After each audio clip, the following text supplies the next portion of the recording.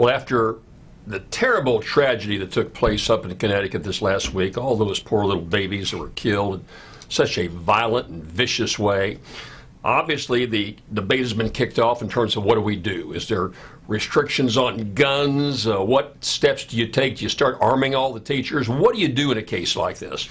I listened to a number of talk radio stations as I was driving down to my studio today, and I counted 15 callers in a row that said this is just one more step in trying to seize your gun.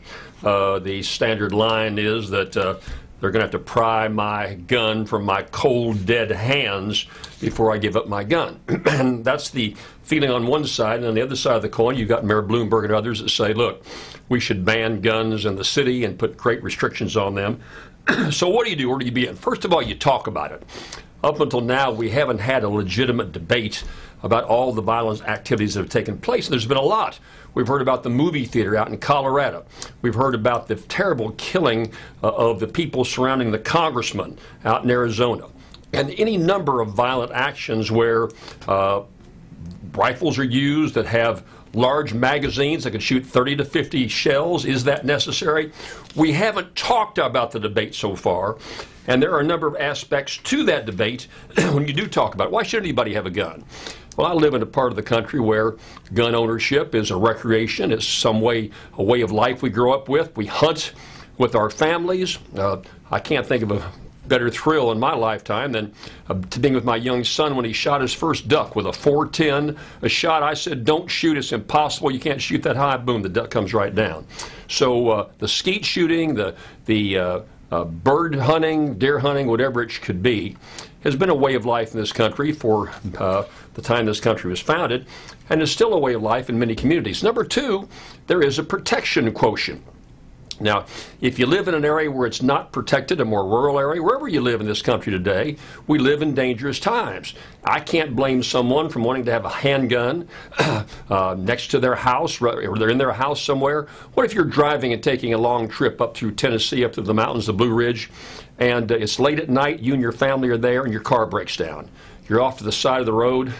All of a sudden, you see a car pull up behind you, and a couple of big thugs get out to, quote, help you. Well, you know what kind of help they're coming to give you.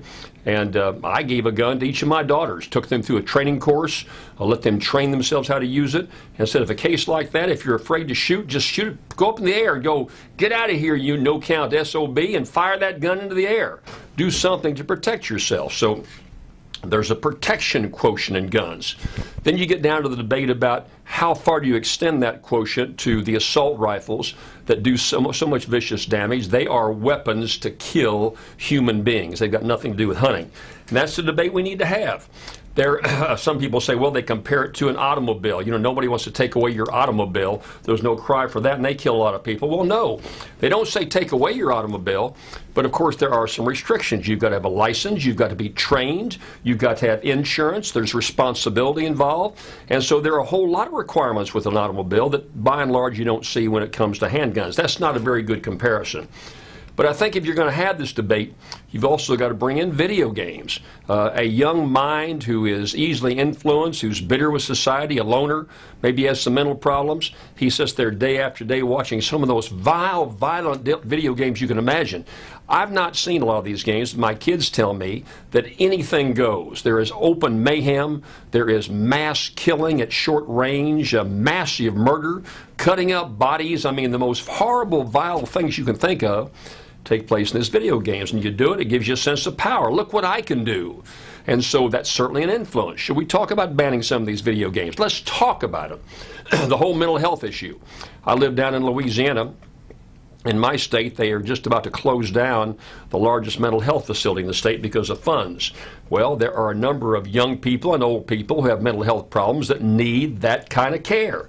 And you put together a mentally deranged young man that maybe is not so outward that you can't fully see, influenced by video games, enamored or mesmerized by a high-powered rifle. It's just a formula that can create a great deal of problems. I don't care what you say. So at least I'm pleased of the response in Congress to at least talk about the problem. I want my family to keep its guns. I want them to continue hunting. I want them to have the safety quotient. but I'd still like to see us pull together and find some way to bring a more reasonable solution to this very, very difficult problem. We'll certainly be talking about a lot more in the weeks and months to come. We'll talk about it some more right after this message.